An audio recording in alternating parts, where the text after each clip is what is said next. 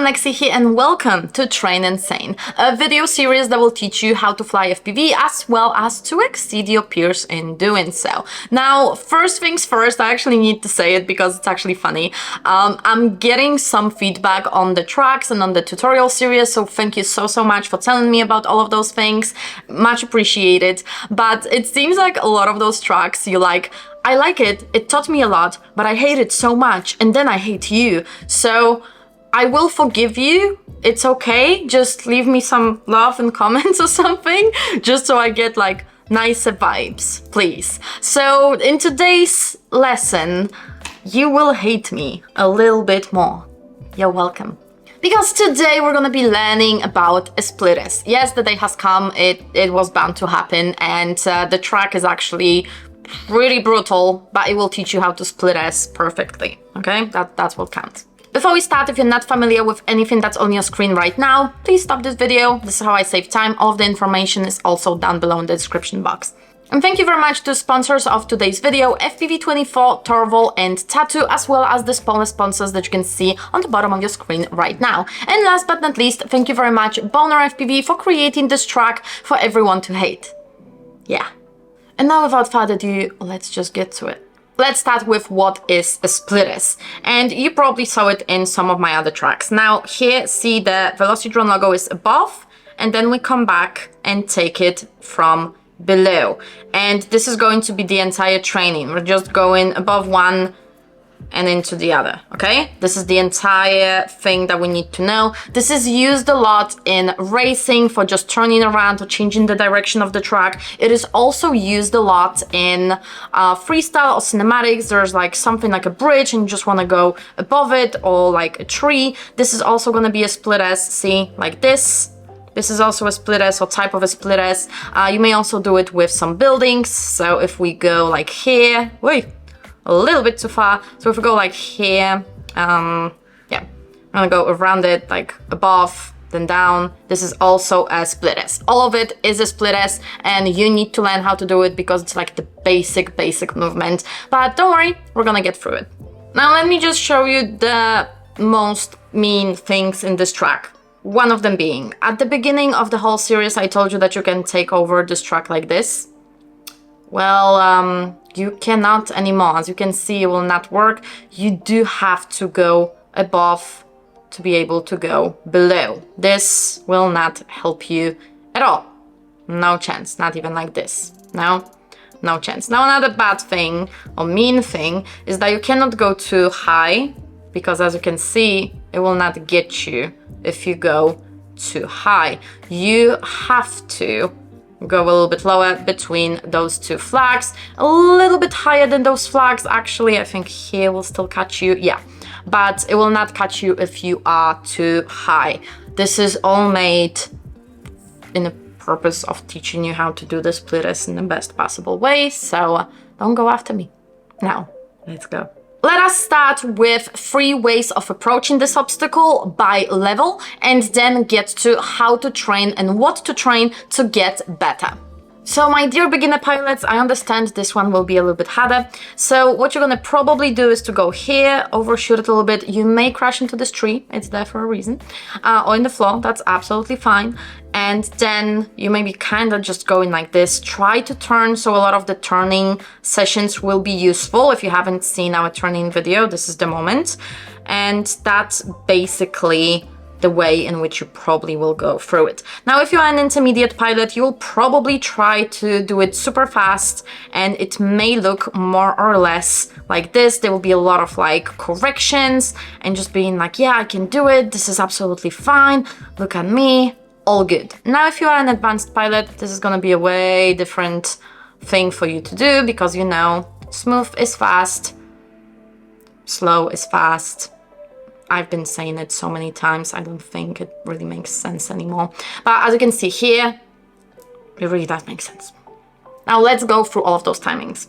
So if you are above 20 seconds, you are probably on a beginner level. So what I would like you to do is just to focus on the not hitting the Velocidrone logo. You don't want to see it, you don't want to focus on it, you don't want to have anything to do with it. What I would like you to train the most is to kind of preposition yourself into another gate so you can actually enter.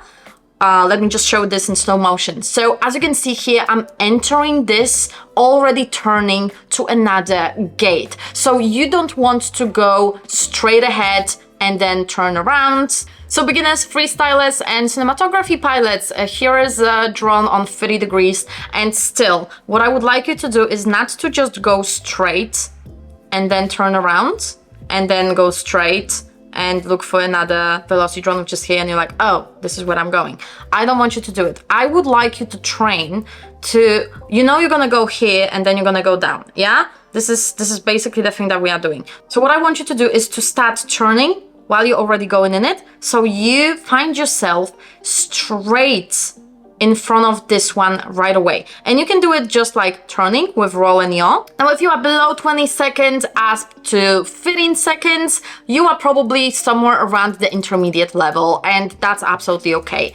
Look at what you are doing and check if you are going a little bit too fast, if you are overshooting. Because what I want you to train as well is to preposition yourself in a really nice and smooth way to another gate. Here's what I mean. So when you fly, I don't want you to go like this and turn around fast and then go through in fast.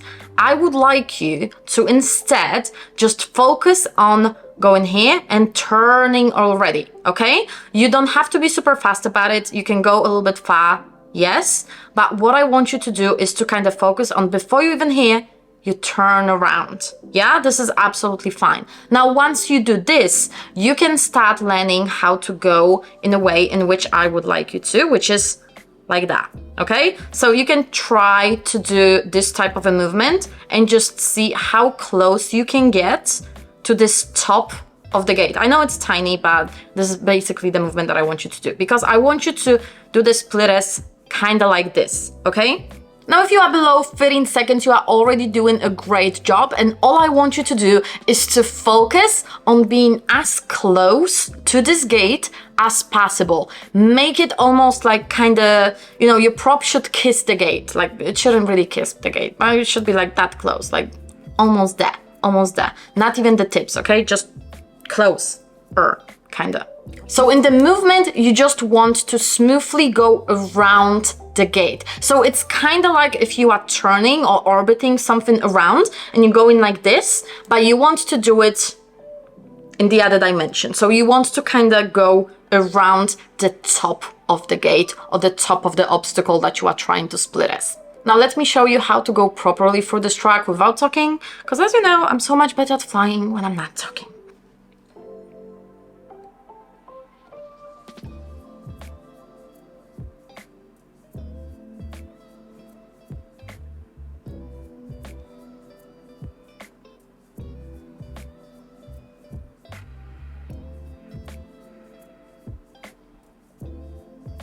Ah, forgot which one. No, it's okay.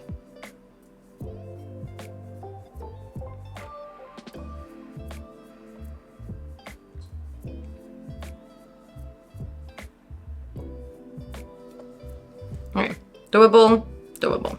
That's all that I had for you today, and I hope you enjoyed. And if you did, don't forget to leave this video a thumbs up and share it with your friends who are just starting their FPV adventure or are just learning how to get better at FPV. It really means a lot for this series to grow. And also, if you need more detailed tutorials and you want to have more information about FPV in general, consider joining FPV Academy or our membership, which is also having live calls every single month in which we go through the progress of each of the people who want to be mentioned, so you can get really curated training for yourself.